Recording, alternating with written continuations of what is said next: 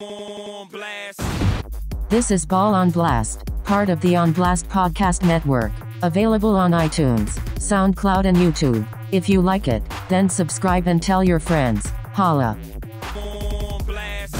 Thank you. You're far too kind for tuning in once again to what we call the Ball on Blast podcast. And as always, my name is Sheldon and Alexander, joined with my guy, Andrew Webster. Webby, what is good, my dude? Man, Shelly, we had a good time this weekend, let me tell you. We did. A little good times had by you and I in Toronto. It was good stuff. Sorry, listen, we had to postpone last week's podcast. Had a birthday and a bachelor party, and we got it done right. We had some boys up from Philadelphia in the 416. We made it happen.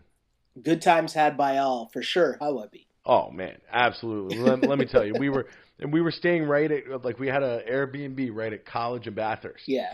College in Palmerston. Mm-hmm. And let me tell you, the talent in Toronto is one thing that I do miss. I will say that. Shout out to Toronto in the summertime. You are a beautiful place. You are a beautiful place at all times, Toronto. But Toronto in the summer, let's go. It's a different story. We've got an NBA champion.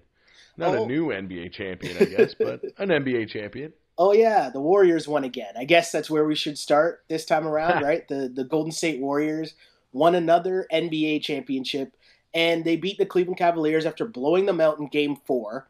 And the Warriors won back-to-back titles. Kevin Durant, back-to-back Finals MVP. And let's start here, Webby. What did you make of the NBA Finals? Just as a whole, the Warriors sweep, what did you make of the NBA Finals? Well, I thought that after what happened in Game 1 with JR and Ty Lue not calling timeout there, I really think that kind of sealed the fate of Cleveland in the series. I thought Game 3 was awesome.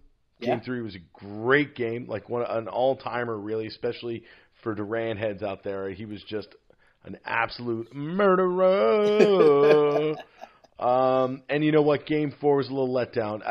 Of course, you never like to see sweeps. Like, sweeps are pretty boring. But I thought as far as sweeps go in a championship series, this was entertaining. But listen, we kind of knew this is how it was going to happen. Golden State is built to win. There's just too many options. It doesn't matter if you have, if you take out one or two of what they can throw at you. It's just they just keep coming in waves. And it's like that third quarter thing was crazy with them throughout the whole postseason. It was kind of a weird series, right? Because it was a sweep, but on the other hand, 3 of the 4 games were pretty close, right? Like, yeah, 2 of those, like, obviously Game 2 and 4 kind of got away from the Cavs. Game 4, I mean, it didn't even look like they showed up for Game 4. But 3 of those games were pretty entertaining, especially, as you said, Games 1 and 3 were really, really good. And I think the sweep is kind of misleading, especially when you dig a little deeper into what you just said about Game 1 and how devastating that Game 1 loss was for the Cavs. They couldn't really – it didn't look like they mentally rebounded, but more importantly, LeBron, who obviously is their engine and then some, right? It didn't look like he recovered from that Game 1 loss at all. And I will say too, Webby, that video of LeBron James when he's on the bench and he finds out that they had timeouts left and Ty Lue or JR didn't call a timeout, like, I felt that for LeBron. I compared it to, that scene in The Simpsons where Ralph you can Wiggins see his heart break. Yes, and Bart's like fast forwarding it and or playing it in slow mo, and he's like, you can see the moment right here where his heart breaks. It was like you could see the same thing with LeBron, except you could see the moment right here where LeBron's like, I'm out of here. Right? Yeah, exactly. But see, now I got to disagree with you a bit. I think that the series was befitting a sweep. Ooh, okay. I mean, just because, like I say, that the Warriors team, they really hit their stride. All season long, we were asking ourselves, is this team taking games off? Do they really have it within themselves to make this sustained success last? We thought they were getting bored. We had thought, you thought that maybe Steve Kerr had lost the locker room. There were a lot I of question things just kind of whether creeping Steve around Kerr's a good coach. a good coach. So, but the thing is that they really peaked when it mattered most. And they seem to really start clicking on all cylinders by when Steph Curry got back in the postseason. Mm-hmm. And once he came back, then that team is far too tough to take down. It's true. Your margin of error against a team like the Golden State Warriors, it's so small because if you slow down, which game was it that it was game 3 where Steph and Klay Thompson both had horrible shooting nights, right? Right. But Kevin Durant drops 40 in that game, 41 or whatever it was, and how does any team overcome that, right? You think this team has 4 All-Stars. Draymond is more of a defensive guy, so you're not really worried about him on the offensive end, right?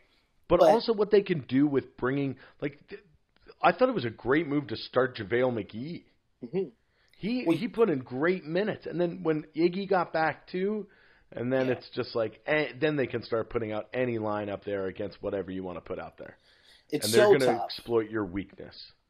It's so tough against Golden State because, you think, hey, if we can slow down one of the 3 guys between KD, Steph, and Klay Thompson, hey, we might have a chance. And then you slow down both of those guys or 2 of the 3, and KD just goes off, especially that clincher where he just hits a deep dagger 3. Oh, and then the celebration afterwards, too, of just turning around and staring at the crowd. That was gangster. It was a big time move, and it was funny because I got to give credit to Colin Cowherd for this because the endless debate, right? And it sounds like I feel like you heard the clips from both KD and LeBron throughout this series as this debate about who's the best player in the NBA right now continues, and I feel like both of them are trying to position themselves.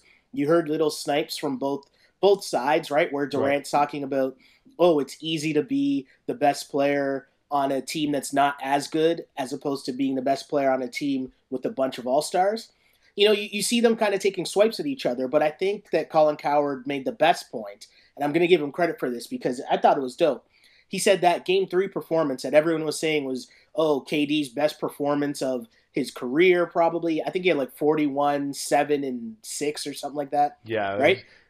His shooting percentage was off the chain, though, too. It was crazy. It was a dumb game. But that stat line was a stat line LeBron pretty much put up all the way to the NBA Finals. Right. You know what I mean? LeBron had to do that night after night after night. But being able to put up those numbers, KD can do that, man. Being able to put up those numbers, though, too, with 2 of the best shooters that the game's ever seen, 2 guys who can get their shot whenever, to still be able to put up 40 on that kind of shooting performance yourself is unbelievable.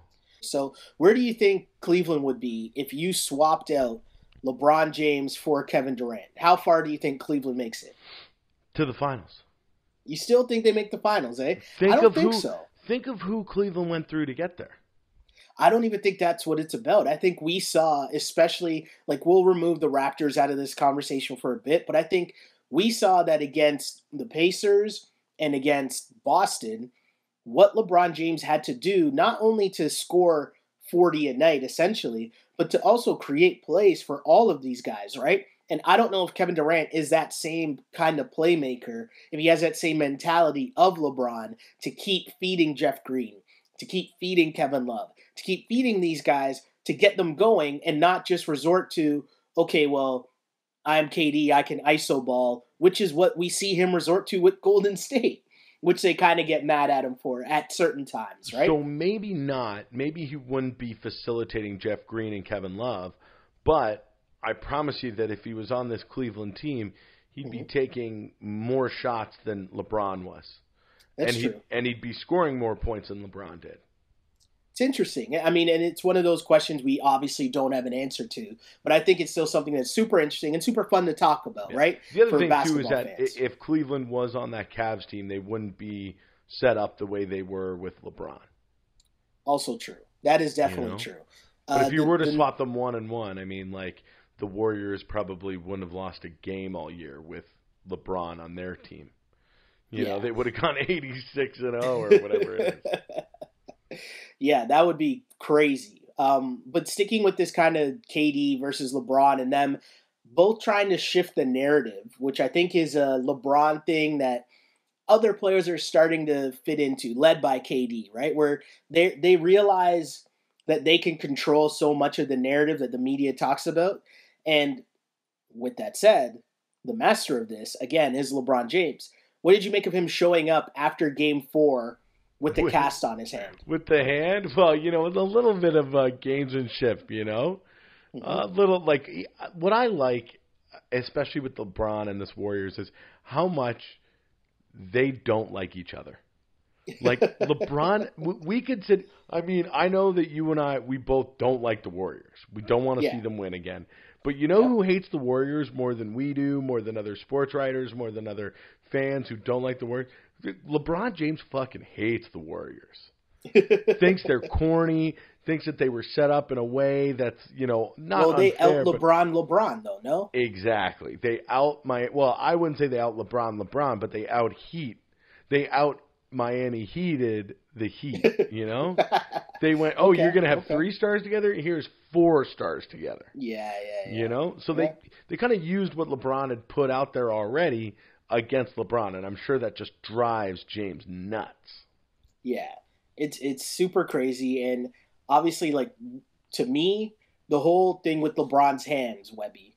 So, you saw that his hand was swollen, right? Like, his hand was definitely not 100%. You could see in photos that they had his hand was swollen. It's self-inflicted. He said he punched a whiteboard after Game 1, and I can't really blame him for having that reaction. No. I'm surprised that he didn't break it on J.R. Smith's face. Right? Would have definitely thrown a little more than soup at J.R. Smith after that game, right? But if you're LeBron James, your hand is hurt, and you kind of want that narrative out there. I think he overplayed. Wow, bad pun. Terrible pun. And he overplayed his hand, which is not what I meant to say. And it was coming out of my mouth, and I'm like, oh my God, that's so terrible. And I did not mean to do that. But I think he went a little too far in trying to do this narrative thing by coming out with the cast on his hand, right? Because, come on, man. You could have waited 10 minutes. A little extra. Yeah, you could have waited everyone knows you could have gotten that cast put on after your post-game press conference, right? Especially because you're at home in Cleveland. You don't got to rush to get a flight. You don't got to rush. It was just kind of weak on my end if I think about it from why would you do that type of thing? Right. But I get that you want to get the storyline out there, right? Because again, you're trying to frame this narrative they beat me, but my team wasn't nearly that as good as theirs, and I was hurt the last 3 games. See, that was the thing. For me, he didn't even need to make that about his hand. Listen, We all saw Game 1, dude. We all know. We all know what happened. All right. No one's gonna blame you for losing this finals on you didn't show up. It's LeBron, you don't have to do this to yourself. You know what, too? That also shows me because he talks about how he doesn't watch, he's not on social media. Yeah. Right. Which I don't Zero think Dark 30. Yeah, I don't think is true. But he also they talk about how much does he watch SportsCenter or the Skip Baylesses and all that stuff, right? And that lets me know that I really think he does. Because to what you just said, I would say the majority of people don't think that LeBron needed to make any other excuses. Nobody is blaming him for losing this NBA Finals to the Golden State Warriors. But in my mind, I feel like he sees, whether it's Twitter or whether it's Skip or whether it's whoever, he still sees some of this negativity where people are like, oh, now you're 3-6 in the finals and you're never better than Michael Jordan. Forget that. And he sees that. And so he's coming up with ways in his mind to add another argument, throw another log in the fire for his, defense, so to speak. Right. Yeah, absolutely. But super crazy. But here's what's going to happen with LeBron is that as he enters this now 4th stage of his career, I think that rings are going to be on his mind. That's all that's on his mind. Yeah. Yeah. Yeah. And to use this later stage of his career, this twilight of his career, to take that finals record that he has, which is now what, 3-5? 3-6. 3-6. He lost. Yeah, well, the Warriors had 3 titles, right? Right. They beat the Cavs 3 times. I'm just trying to think. So he lost twice in Miami and once before he got to Miami. Right. So, yeah. He's got, 8 straight and the one before that they got swept by the Spurs, right? So that's So that's 9. So I think that this later stages of his career are going to be like based mainly on doing everything he can to get a chip, and that's why I think that you've started to hear the rumors about Boston. And because I think that like as you look at the teams that he was talking about, where everybody has him kind of linked to the LA, the Houston, and Philly. It's like those are all really good situations for him, no doubt, for one reason or another. But you know what all those 3 teams don't necessarily have is a straight path to the NBA Finals. But if you look at what Boston's putting out there and what they did this year without their 2 best players and getting one game away from the NBA Finals, it's like why wouldn't he think about hitching his wagon onto the Celtics train just so he can get back to the finals and give himself another really good shot at winning a chip? It's interesting, right? Because we're shifting gears here, obviously, to where's LeBron's next encounter going to be. And to me, I think it's LA, but I think it's LA based on if they can figure out a way to get both Paul George and Kawhi Leonard. If they can figure out a way to do that, I think he's in LA because, I think the same thing that makes Boston a good destination in terms of being a historical franchise, like a legacy building type franchise, is you have that with the Lakers. You have Magic Johnson there that understands, at least from a star player's perspective, what you need around you to win and succeed, right? And put you in a position to succeed. So the Boston thing does make sense for that whole aspect, but I think I do I do buy into when LeBron says he's thinking a lot about his family and what's best for his family as well, because he has kids.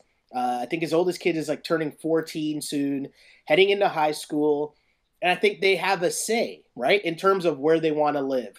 And his family, and this is a part that people keep forgetting, the one time I heard him candidly speak about his relationship with Cleveland and Dan Gilbert and the move, leaving Miami to come back to Cleveland, the only time I heard him candidly really speak about that was in that barbershop segment they did for his website, The Uninterrupted, right? And he said that nobody really wanted to leave Miami. He said his family did not want to go. His wife, his mom, none of them wanted to leave Miami and come back to Cleveland, right? And so when you hear that, it tells me that, there's lots to like about Miami, right? But one thing would be the lifestyle, I'd assume, the weather. And what else kind of links to that? LA, no? And they already have a home there. I just think when you start adding in all these other cities and you start asking like his family, where do they want to live? It's like, well, do you want a pool in the backyard or do you want to freeze in Boston when you could just freeze in Cleveland? I think those things will matter a little bit more. And so where the Boston and Houstons and, some of these other places might have been a thing beforehand, like before pre-kids or pre-having this family, now I think some of those teams might get X'd out just because of that, no? I see what you're saying, and I completely understand LeBron's thing about, obviously the family's going to be a big choice in where he goes, but here's the thing. It's like his family can still live in L.A. Like you say, he has 2 homes there.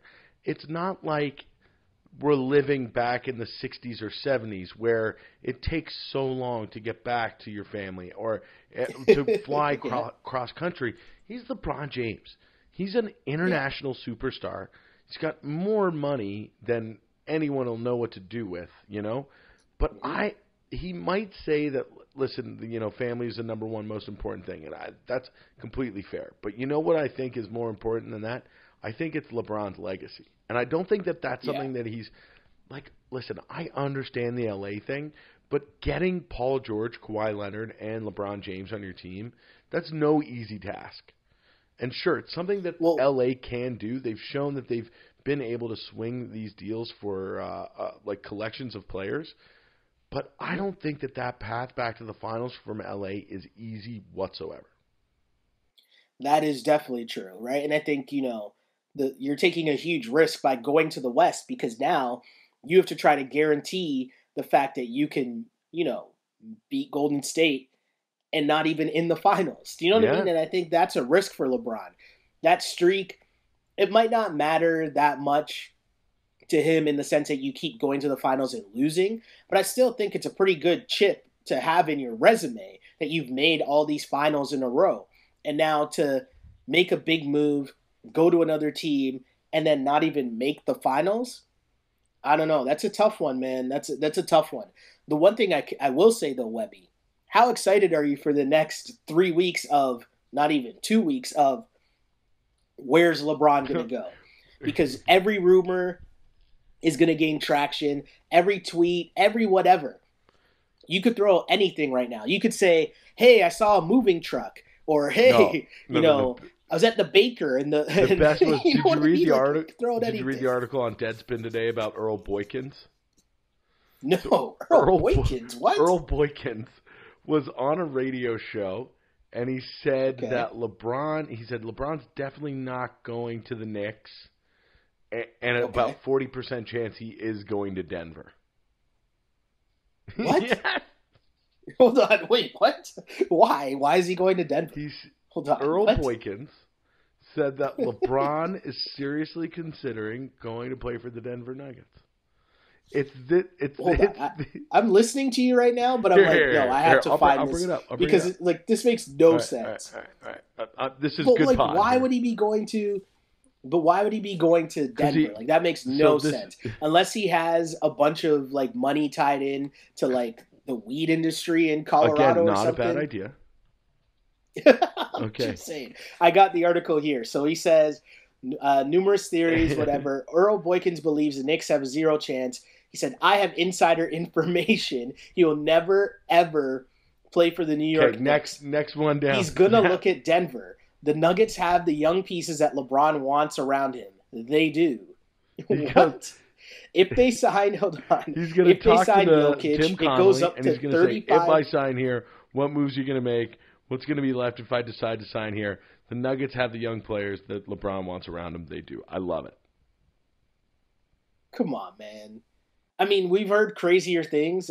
We've heard crazier things. I mean, if we go back,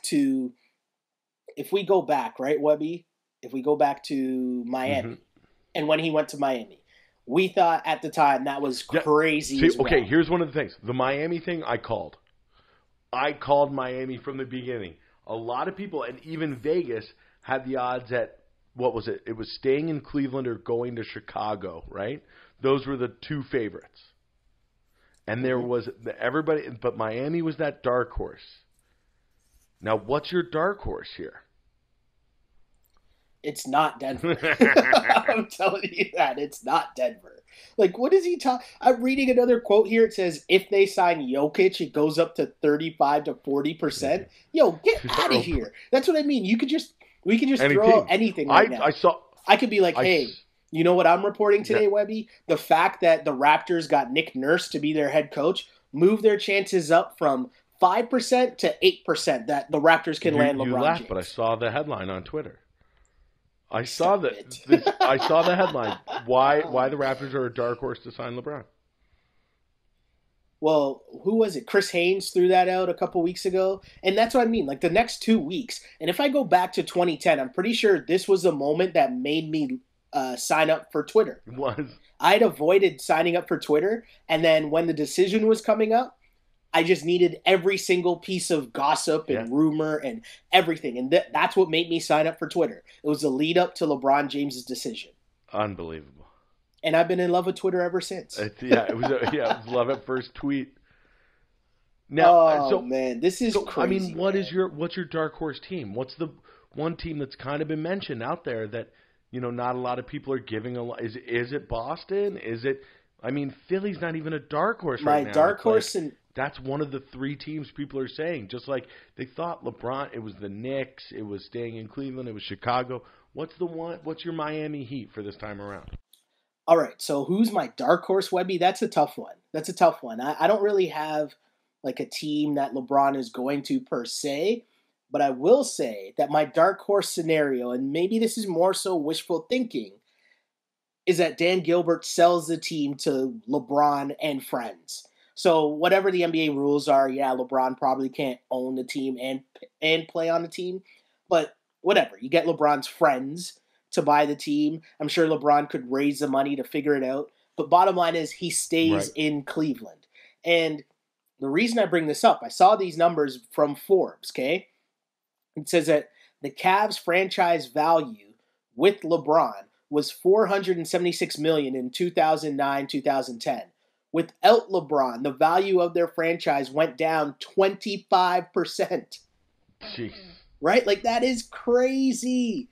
Without LeBron, the value of their franchise went down 25% and over $100 million. Like, that is crazy when you think of that, right? So, is it that far off to think that if I'm Dan Gilbert, should I sell the team knowing that the value of the franchise will go up just off the nature of any NBA franchise is worth a lot of money, but the value of the Cavs isn't going to get higher than it will be with LeBron James. So do you just get out now? If you're Gilbert and sell the LeBron's team, or kind of a wink, nudge, nudge deal that LeBron gets a stake of the team when he's done? No. Gilbert sells the team just completely.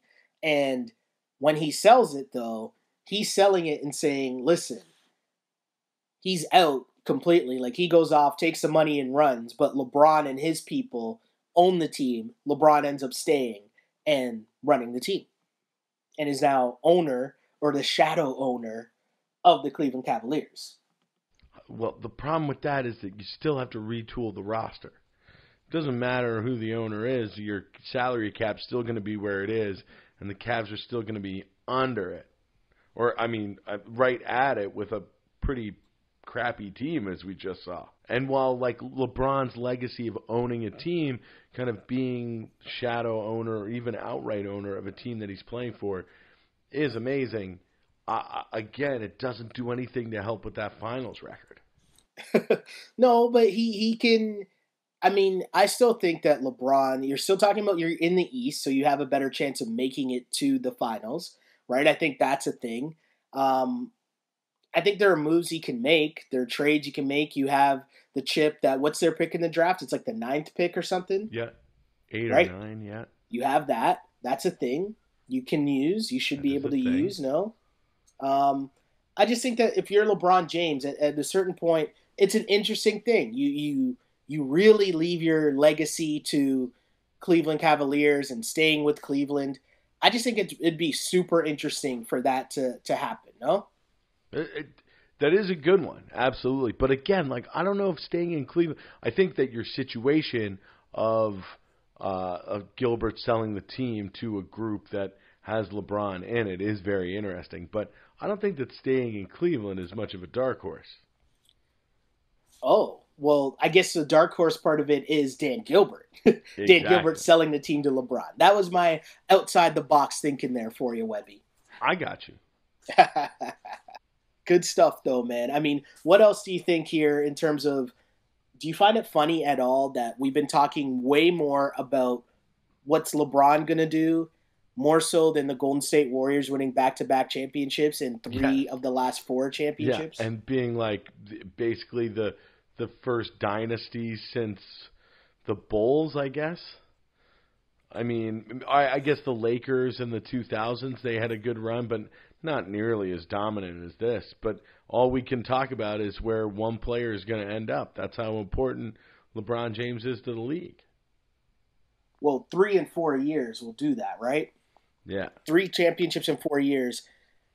If you win 3 championships in 4 years, most of the talk should be centered around you and what you're doing with your team, no? For sure. It's so crazy. Did you catch any of the Warriors parade at all? You know what? I've seen like 2 Warriors parades now while I was watching at Sportsnet, but I missed it. But it seems like I missed something crazy. Well, there were a couple funny things. I mean, I guess Jordan Bell is probably the MVP as he went into the crowd and someone gave him a bottle of Henny and he started taking chugs from the bottle of Henny. That's pretty funny. To me, though, the highlight was Draymond Green. And Draymond Green revealed, and this is the beauty of the internet, Draymond Green revealed this this moment happening after the NBA Finals. Mm-hmm. And then maybe, I don't even know how long it was. I want to say a half hour later, the video surfaced on Twitter. So he said after the NBA Finals, he starts off by saying one of them guys on the Cavs, then says Tristan, right? Yeah. But he's like, one of them guys on the Cavs tried to come talk to me. And I was like, yo, Tristan, we ain't cut the same, man. We ain't from the same cloth. And I was like, whoa. I was like, that is amazing. And then someone found the video and posted the video online of Tristan trying to dap up Draymond after the game. Like, yeah. And he just he brushed him. You want about that life? It's amazing. It's amazing. Shout out to Draymond. And he had a pretty dope t-shirt of bringing the Arthur meme thing full circle, the Arthur meme fist. And then it obviously had the, three rings on it, which was kind of funny. Shout out to Draymond for that. Good call. Solid call. But how long can the Warriors keep this going for?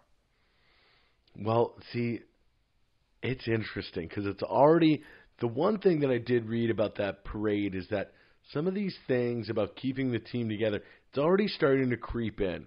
Mm-hmm. And I think we saw a little earlier this week, Draymond said that he wants a max contract. Next year, yeah. Durant's a free agent, says that he's going to re-sign with Golden State, but I think he'd be foolish not to test the open waters. It's like you've reached the top of the mountain now, like you said, 3 times in the last 4 years.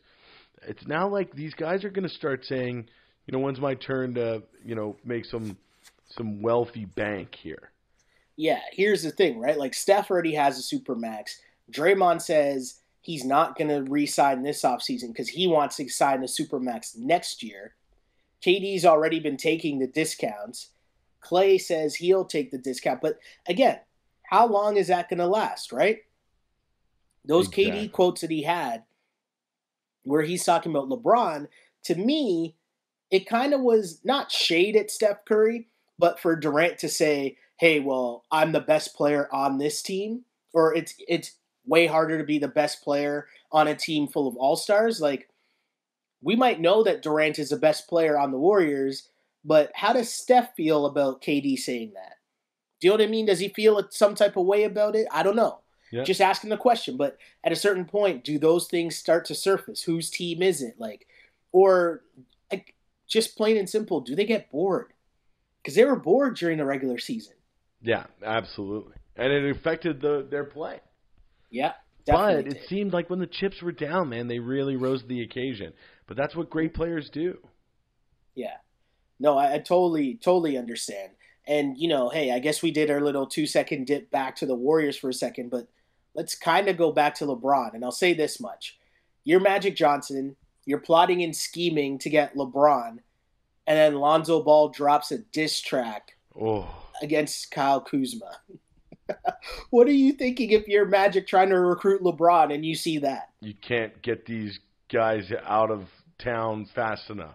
I mean, but this is my thing about the Lakers. It's like, man, I really came around on Lonzo towards the end of the year. I really thought that he started to play a lot better. And I really think that Kuzma's a talented, really good NBA player. Brandon Ingram's awesome. We even saw my boy Randall turn it on there too in the second half.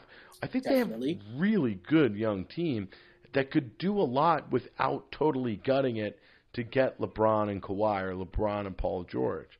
But even if you did want to keep some of those kids and bring in a LeBron, this does not help, man. I understand these guys are kids, and listen, that for me, what they were doing was really funny. I think that's pretty jokes, and it's obviously lighthearted. They obviously like each other, and they're not mad at each other. But boy, you want to talk about, you got to know what you're doing in the situation around you at some point, right? Well, here's the thing too, right? Because I think you're right. You brought up a good point in the sense that I think people did blow it out of proportion because there were people questioning whether or not it was a serious quote-unquote beef, right? And you had people trying to legitimize it when obviously that's silly. And I don't think that LeBron thought it was true or not, but I just feel like you can't risk it. Like, if you're trying to get LeBron James on your team, you can't be doing anything that he might be like, okay, that's super lame. Who are these dudes?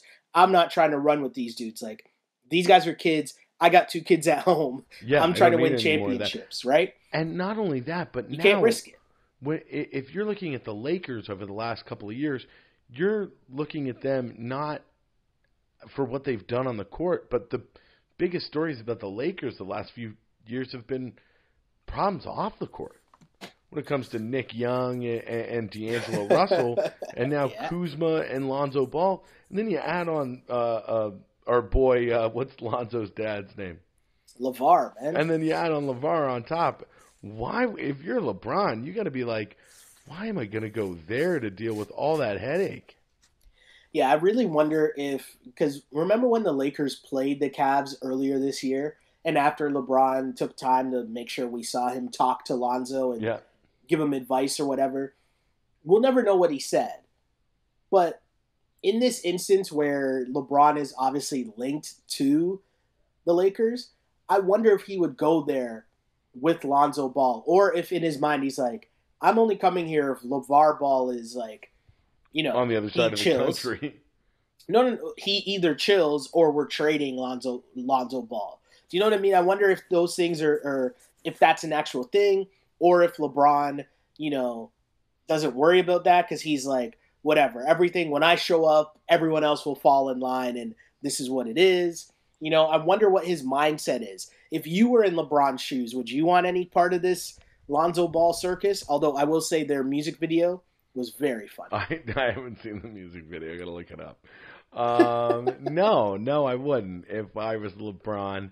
But I think the thing is, if he does go to LA, I don't know how many of those young players they keep. True. I think you'd probably have to give up some of them anyways. Because as I said, he knows in his mind, himself and Paul George with like Kyle Kuzma and Ingram is not enough to beat Golden State. Or at least I don't think that's enough to beat Golden State. Right? So you probably got to bring in Kawhi. And if you got to do that, you're probably going to have to give up 1, if not 2 of Ingram, Lonzo, or Kuzma. Yep. Right? So I don't know. Super interesting. A great time of year. The NBA Finals is over, but still so much going on in the NBA. And you know what? A lot going on today in Raptor land as well, as we're taping this on Thursday night. And earlier on Thursday, the Toronto Raptors introduced a brand new head coach. But he's really not that new to the sidelines or the bench or the Raptors, because it's assistant coach, Nick Nurse, promoted to head coach, Mr. Andrew Webster. We talked about this a couple weeks ago. We threw out who we thought should get the gig. We were both wrong. What do you make of Nick Nurse? Hey, Jay Wright staying in Villanova. Who knew? What do I make about Nick Nurse? Bro, honestly, don't know a lot about the guy. Here's what I do know, is that the Raptors got a great deal on hiring him as their head coach. Oh. In terms of money that they're paying him. And money they're saving by not paying Casey. Exactly. Because I think it's an interesting point that it's interesting that you took that angle, but the end point is kind of where I was going with this too, Webby. So here's what I think happened, right? I think that Dwayne Casey did want some level of stability, right? Like he wanted some like reassurance. Hey, like how about an extension? Like we've had sustained success here for how long? Every year we keep getting better. Keep getting better every year. His contract's running out after next year. Who knows when Kyle's going to fall off, when Serge is going to fall off. But whenever that does happen, this whole thing here, Casey did play a huge part in building. And so I don't begrudge him at all for trying to get an extension. But I think what happens is Masai says, they're not going to give you an extension, right? Like, it's a tough sell to say, hey, we keep losing every year to the Cavs, and the second round is like our max, and we're going to extend our coach. So what I think happened was he let him go now so that there were so many jobs available this offseason. Let him go now when there's tons of jobs that he could land somewhere else. And you end up hiring your assistant coach because in terms of the program that you've been building for the past 5 years, you're happy with where that's at. You're happy about the look that you've been given from the top down of your franchise. You don't really want to bring in a new guy. No, you've got one of the authors of the what is it, the cultural rebuild they called it? Culture reset. The cultural reset. So Nick Nurse, obviously one of the authors of that cultural reset, right? Somebody who's been there for a little while. But for me, it's like, bro, I understand not getting rid of Casey, especially with the security that he was looking for and the pay he was looking for. But man, we kind of brought this up when the Raptors got eliminated. It seems a little to me with this team, it's like the inmates running the asylum. Ooh. And with the team, it seems like DeMar and Kyle have the most power when it comes to. I thought that with Dwayne Casey as well. I mean, we heard those famous stories that DeMar had to go to Dwayne on behalf of Kyle and vice versa, right? He was kind of the go-between between those two personalities. Now, with Dwayne Casey not there, and you have a assistant coach that's been bumped up, it's going to be even worse. I really think that Kyle and DeMar are going to be running this team in terms of what they want to do and the direction they want to take it on the court. I don't see Nick Nurse really putting his foot down and coming up with amazing set plays or anything like this. Listen, obviously he's going to be better at set plays than Dwayne Casey, but that's not tough either. But this was a very strange move, almost to placate those two guys. You know what? It's one of those things, honestly, Webby, that I think we talked about before. And it's all about what your expectations were. And we tried to tell a few things, right? And I'm going to pat ourselves on the back here, Webby, because not only did we tell you about, some of these articles that were done by American writers, and they really highlighted Nick Nurse and the role that Nick Nurse played with this culture reset and how he developed this from, the Houston Rockets organization, this whole shooting threes and layups, and how that they worked with in the offseason with the bench mob and got that to work. Not only did we tell you about that when those stories came out earlier on in the regular season, we also told you to manage your expectations, right? And to not listen so much as to what was being spewed out there by not only Raptors brass, but also Raptors media. What I mean by that is, if your expectations were championship or bust, or you thought that the Raptors were going to beat the Cavs, then you were expecting, if Dwayne Casey's gone, we're going to bring in another coach, and another coach is going to get us over the hump, and that's going to be the difference. And it's like, that's not realistic. And we knew that. We were telling you that.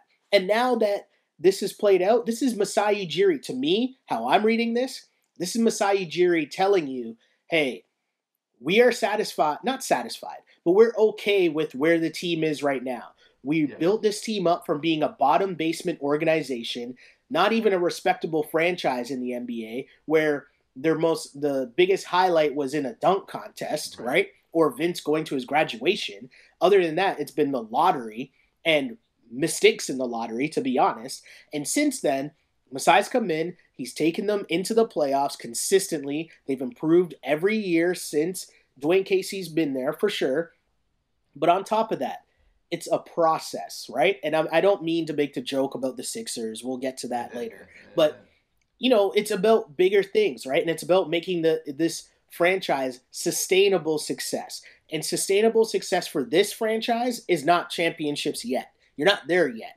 It's about consistently being in the playoffs. It's about consistently building basketball fans that have an understanding of what it's like to cheer for a winning team night in and night out in the regular season. It's about building a culture and building a setup where you can interchange your players and it doesn't matter, because at the end of the day, your structure and the foundation of what you're building is bigger than any one player. And they've been successful in doing that, right? This is a team that made the conference finals in spite of their two best players being arguably their worst players, right? Like, we forget about that. That's a thing that happened.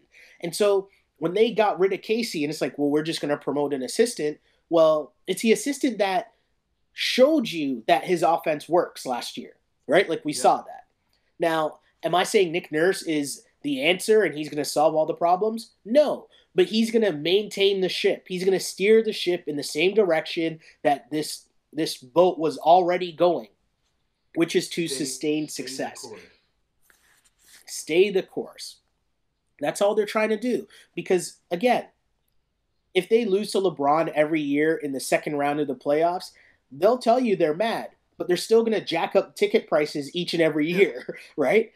And they can do that as long as they're in the playoffs. And that's something that for the majority of this franchise's existence, they hadn't been able to say before Masai Ujiri got there. And hiring Nick Nurse, as much as Raptors fans don't want to hear it, because fans want to hear we're winning a championship, we're trying to win a championship. And trust me, they are trying to improve each and every year. But what do we say each and every week, Webby? There's levels to this shit. And the Raptors yet aren't on that championship level yet. You got to get there. You got to start and build the foundation. And they've done that. And this is all a part of that process. And keeping Nick Nurse, someone who's familiar with what you're trying to do and what you're trying to build, that's all part of the plan. Masai's plan, right? I mean, and you know what? I'm mistaken when I said that DeMar and Kyle are the ones holding all the power on this team. That's not right. You're right. It's Masai's team, and he's the one holding all the power. And I don't want people to get this misconstrued, right? Like, I'm not a Raptors apologist. I'm not trying to defend the move of hiring Nick Nurse, because I think that the issues within this team rely with its players. Like, I don't think that they should have re-signed Serge. I don't think that they should have re-signed Kyle Lowry. But I understand why they did that. And they did that because it's a first sign of continued success. And so you want to ride that out and maintain that for as long as you can. And hey, maybe along the way you catch a break. Maybe LeBron gets hurt. Maybe, whatever goes down and you get into the NBA Finals. They weren't that far off from that happening, right? And so with that said, this is kind of the exact same thing. Would I have hired Nick Nurse, or would I have tried to get a better coach or whatever? I mean, probably, but at the same time, who was his first pick was Budenholzer? Yeah, but I'm pretty sure Raptors fans would have been more mad if they hired Budenholzer. I think that if they had hired Budenholzer, maybe Raptors fans, you're right, would have been upset. But I think the basketball circles would have seen it as a more legit hire and a longer-term solution than what I think Nick Nurse is. That's interesting. Yeah, and I mean, we don't really know what Nick Nurse is, per se, right? And I mean, there's a pretty cool story that came out today that kind of explained that, for those who don't know, Nick Nurse was coaching in Europe. I think he was coaching in, London, England or something for a while. But he was coming back to Iowa, and he got wind that there was the D-League was coming, right? The NBA Development League was coming. It was about to be a thing. And he was back in Iowa, and he was driving around, and he found out that he saw that there was an arena, and the arena wasn't there yet. And I think they had a minor league hockey team or something. So in his head, he was like, you know what? I have a plan. So he was friends with a lawyer who had pretty good political political connects in the area, right? And who was also a basketball fan. He said, hey, have you ever thought about bringing a D-League team to Des Moines? And the guy's like, that would actually be kind of cool. So he had the political connects to get it done, right? They apply, they get the D-League team, and then Nick Nurse becomes the coach of said team. He literally created his first coaching job in the quote-unquote NBA. I know it's a D-League, but still, that was his coaching gig, his head coaching gig in North America. He literally created that. I think that's just a pretty cool story along the way, but when you add in the other things we talked about on this podcast, that he won the D-League title with the D-League team that's the affiliate of the Houston Rockets, and they really started that whole program that you see now with the Houston Rockets, where they're taking threes instead of long twos, and the whole practice thing where corner threes are worth 4 points, mid-range shots are worth 0. It's interesting, and it's one thing where Masai talked about thinking outside the box, right, and wanting to be ahead of the curve instead of riding the wave of what else is going on in the NBA. It's super interesting. Now, again, do I think Nick Nurse, as currently constituted, is winning a championship? No. Do I think that they're going to beat LeBron James if the Cavs were still there? Do I think they're beating the Sixers or the Celtics next year? No. But they're sustaining this level of success, which is something that we hadn't seen before in this city. And I understand what they're doing. Do I agree with it? Do I want them to win a championship? Of course. But, So hey. right now, as it stands, what are your expectations for the Raptors next year? To do the same thing that they did this year. They'll make the 60 playoffs. games? No, they'll make the playoffs and win a round. Make the playoffs and win a round. I don't think. As a Raptor fan, you would be happy if Nick Nurse led the Raptors to the playoffs and won a first-round matchup. I'm not saying I'd be happy as a Raptors fan, but I'd be satisfied. Like, I wouldn't be mad at that. Because here's the reality. If you're bringing back this exact same team, which, again, we'll get to in like a couple seconds, but, if you're bringing back this exact same team, we've seen what this team can max out at, and that's basically whenever they run into LeBron. So now, even if LeBron's gone, you're talking about a Celtics team that is pretty damn good, a Sixers team that is also pretty damn good, Milwaukee Bucks team we assume will get better with better coaching. Like, it's a tough go for the Raptors, right? And I just don't know that if, at the end of the day, it's that easy to say, hey, we're just going to make a few little minor tweaks and boom, we're in the finals. I don't think it's that easy. I really don't. And if you're Masai Ujiri, there's a couple things here. Oh, actually, I do want to do this, actually, Webby. There's an article written in the Bleacher Report last week, and it had a couple potential trade packages for DeMar DeRozan or Kyle Lowry. Now, again, these aren't like rumors that are like, substantiated by like, oh, this is something that's on the table. These are just things that when you go through numbers and try to see landing spots that might work, for both organizations, if this is something that the Raptors should consider. Again, not a rumor. Nobody's reporting this. These are just potential deals that would work with the old trade machine, right? Hypotheticals, we'll call them. Hypotheticals, indeed. So, Mr. Andrew Webster, let's start with the New York Knicks, okay? The New York Knicks get DeMar DeRozan. The Raptors get Joakim Noah, Ron Baker, and Frank Ntilikina. So how long does the Noah contract have left? That's a good question. The Noah contracts, Noah is owed $37.8 million over the next 2 seasons. 2 seasons. I'll tell you what I do like about it, though, is pairing Ron Baker back up with Fred VanVleet for Wichita State action. But no, I'm going to decline that trade because you're bringing on Frank. Frank Ntilikina. You're bringing him on, I guess, almost to try and replace, learn from Kyle Lowry, maybe learn a little bit of offense from one of the better offensive point guards in the NBA right now. I will give Kyle Lowry his due for sure. But in doing that, you're losing the best players ever played for your franchise, and you now don't really have a 2 guard that you can start. Yeah, I don't know how much, and I know there's a lot of different things that are going to get floated around over the next few weeks. So, buyer beware in terms of the rumors that you're reading. Grain of salt. Grain of salt. Take everything with the grain of salt. Exactly. And I would, if you're choosing which one you would give up, I would rather keep DeMar and trade Kyle Lowry.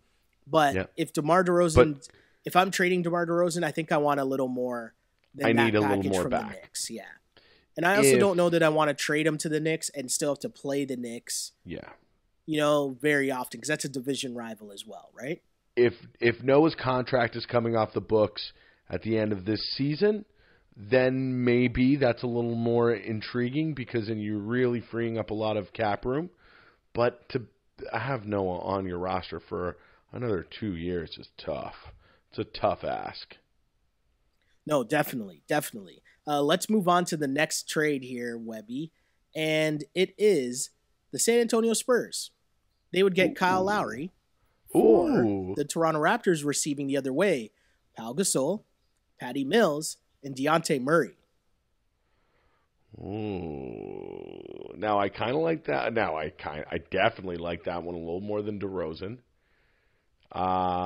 Because not only are you replacing one for one, are you bringing in a Patty Mills who's really, honestly, like so underrated, I think. Like a tough dude. We all know that we love the Aussies here on the On Blast podcast. Patty Mills can play. You're also bringing in a Pau Gasol, a great mentor for a guy like Jonas Valanciunas, somebody who can teach him some of the ways of the old school, as Pau Gasol knows.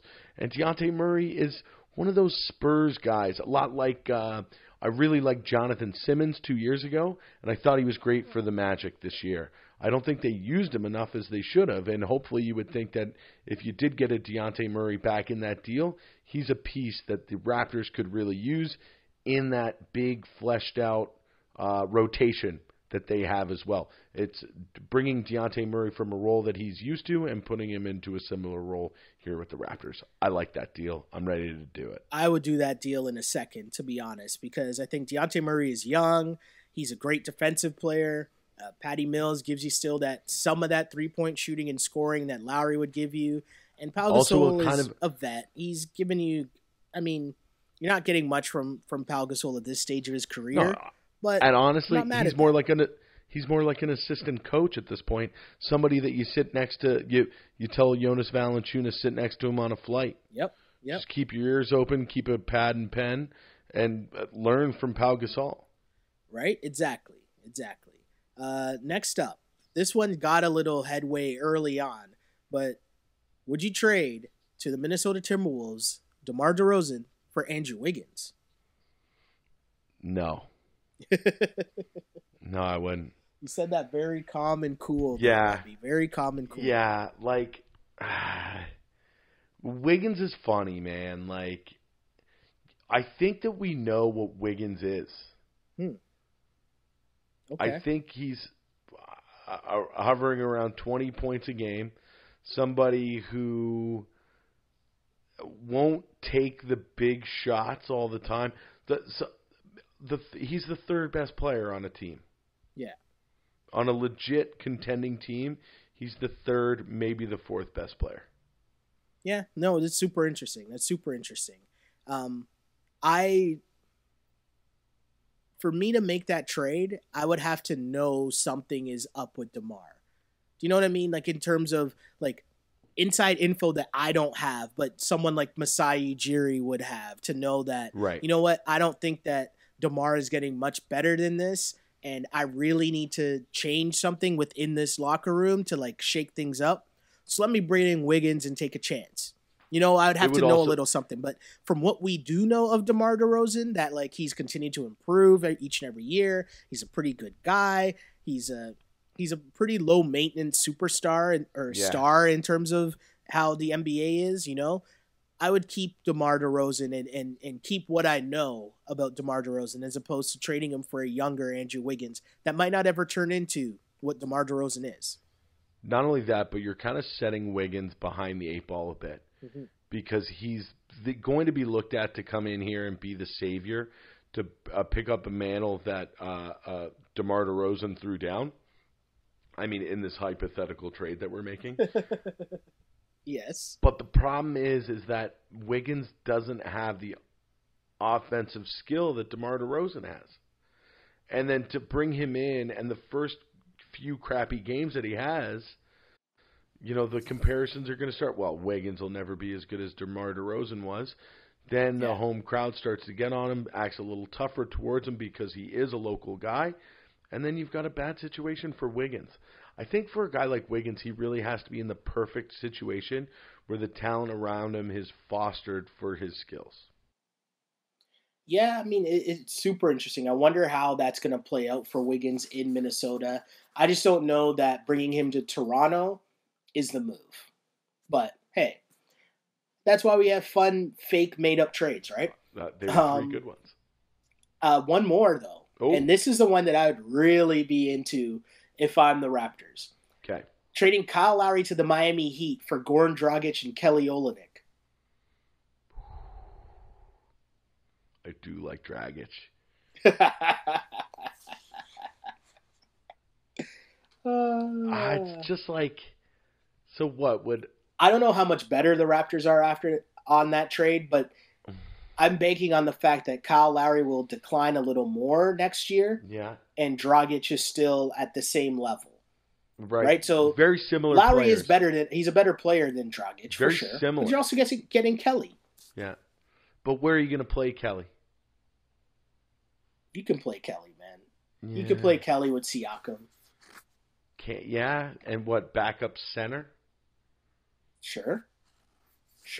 I'm down with that. It's good because it's like he's like Tyler Hansbrough 2.0 for the Raps. That would be fun. That's an interesting one. I don't know if I would do it if I was the Raps, though. Super interesting and always fun to go through trades. So if you're listening to this, hit us up. Let us know what you think of some of these trades that we just made up and, or that we co-signed here from the Bleacher Report. Am I wrong to not love Wiggins? No, I don't think you're wrong for that. Okay. I don't want to be seen as anti-Canadian. No. I mean, there's a lot of stuff. I mean, even if you get into the Canada basketball side of things where Wiggins isn't playing this summer, but, there's talk as to why that is. And, I mean, it's just not a good scenario. It's not a good look for a guy when every other NBA dude is like going out of their way to play for Canada, right? Including guys like Tristan, who's been in the NBA Finals the past 4 years in a row. Is Murray? And he's fighting his way. Jamal Murray, yeah, I'm pretty sure Jamal Murray is playing. But yeah, I don't know. Wiggins, I don't know. He needs to find something. I don't know if it's get a different coach. I don't know if it's a different situation. Just something up, or maybe this is just what he is, someone with immense talent and athleticism, but just doesn't really get to that full potential that other people place on him. Doesn't have every piece of the puzzle. Yeah. So, Webby, one last thing I'd like to get your opinion on. Yeah. Because there was a resolution to your Sixers drama that was going on with Bryan Colangelo. Wild. He is no more. Bryan Colangelo is no more with the Philadelphia 76ers.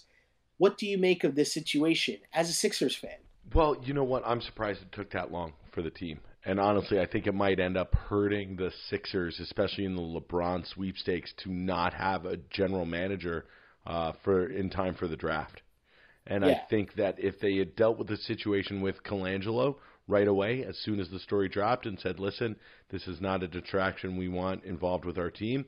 We're going to move on from Bryan right now. We wish him well in his future endeavors. I think that would have been a way smarter move than dragging this out and almost having it tried in the court of public opinion for, what was it, a week and a half, 2 weeks? Something like that. Yeah, it wasn't a good look at all how long this thing took. And then for all the sordid details to kind of come out about, and the Colangelo statement almost throwing his wife Bonnie under the bus, with that, I thought it was all very strange and very avoidable.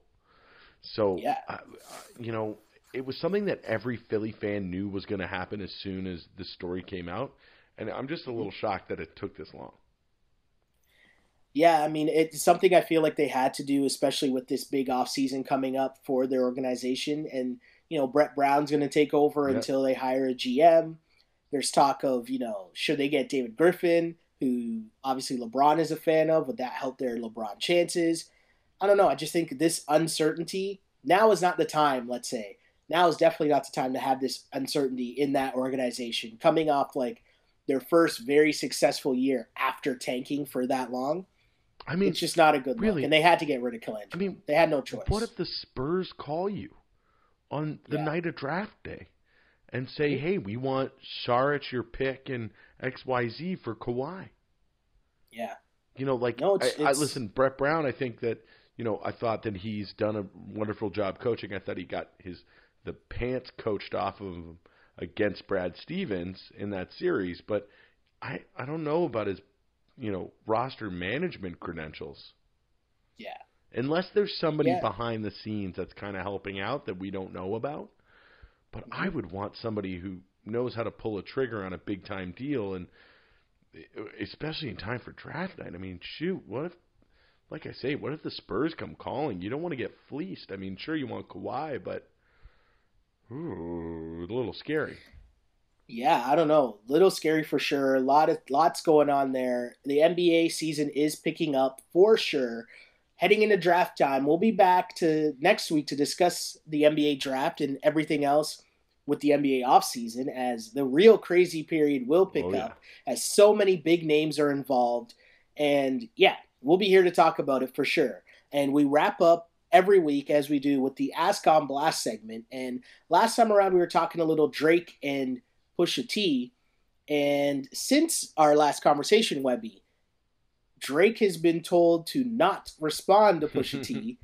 after saying that he had a diss track recorded that would end Pusha T's career, apparently, allegedly. Yes, allegedly, yes. And now Drake has also released a new music video for his song I'm Upset, in which he goes back to his high school reunion at Degrassi with the entire cast from the Degrassi series. Does he roll up in a wheelchair? He does not. No. But, I mean, to me it kind of makes sense that he would do this because, you know, put the Pusha T stuff aside because that's not really your lane, and get back to the making money and the album times and like the happy-go-lucky Drake that, yeah, the summer songs, I'm going to do a music video with Degrassi because people would make fun of me for being on Degrassi, but I'm going to flip this and make this into something good and funny and positive. That's what Drake does. Yes. Not the beefing with Pusha T. No, that's not smart. Mind you, I am straight team Push because Pusha T is a problem. Oof. I've always repped Pusha T. He definitely won this little rap battle beef. And yeah. Any chance? I will say this to the millennials. I'll say this to the millennials that want to get mad at Pusha T or whatever. You are allowed to say that you think Drake is good at making pop songs and that Pusha T won this beef and is a great rapper. You're allowed to say both things. Both things are allowed to be true. Both things can be true. Yes. Now, staying on the rap tip as well, we did this last year. Where do we do it on the On Blast podcast about the XXL freshman class? No, I have no takes on that. We're gonna have to. I have no takes on Tekashi. No. We're gonna have to do it again. I'll have to We're gonna have to do it again. The freshman class. I'll take a look. Freshman class was just announced.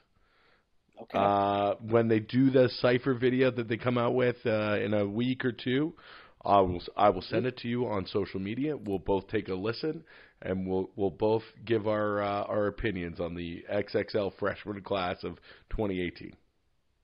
Okay. All right. That's a deal. We'll also take a listen because we are an hour away from a new Nas people album. are under a bridge in Queensboro right now. Queensbridge. Say Queensbridge. They are eagerly awaiting the Nas album, as am I. It's going to be on my Spotify when I wake up, like a fresh bun in the oven. All I'm hoping for is, please, Kanye, don't mess this up. Like, if you told me this Trumpian Kanye stuff, if you told me that Kanye and Nas were doing an album, I'd be so excited right now. And I am excited, but I won't lie. There's part of me that's kind of nervous because I'm just like, listen, please, Kanye, give me the normal Kanye. Give me the old Kanye. No, mark me down for one of the people who loves Ye. I really think Ghost Town is one of his all-time great songs. Oh, this album. Oh, you love this album. I really do. Wow, I thought it was okay. I thought it was okay. I'm not a huge fan. The first track, I love myself and I think about killing myself all the time. It's a little weird, but the rest, I think the rest of the album is just, that has some unbelievable. I'm telling you, man, Ghost Town and Waves are two of his best songs, and they come off his last two albums. Okay, you know what? Next week, we'll talk more Kanye, we'll talk more Nas, and of course, we'll talk more NBA. That's How about what we that? do. If you need to get at Mr. Andrew Webster, where can the people find you? At Twitter, at @awebster84, on Instagram, at @awebster84. Holla at your boy. And you can find me on Twitter at Shell Alexander, on Instagram at Sheldon Alexander. And you can find this podcast on iTunes, on SoundCloud, and on YouTube. And until next time, this is the Ball on Blast podcast, unpolished and unapologetic. Until next week, see ya. Peace. On blast. This is Ball on Blast, part of the On Blast Podcast Network, available on iTunes, SoundCloud, and YouTube. If you like it, then subscribe and tell your friends. Holla. On blast.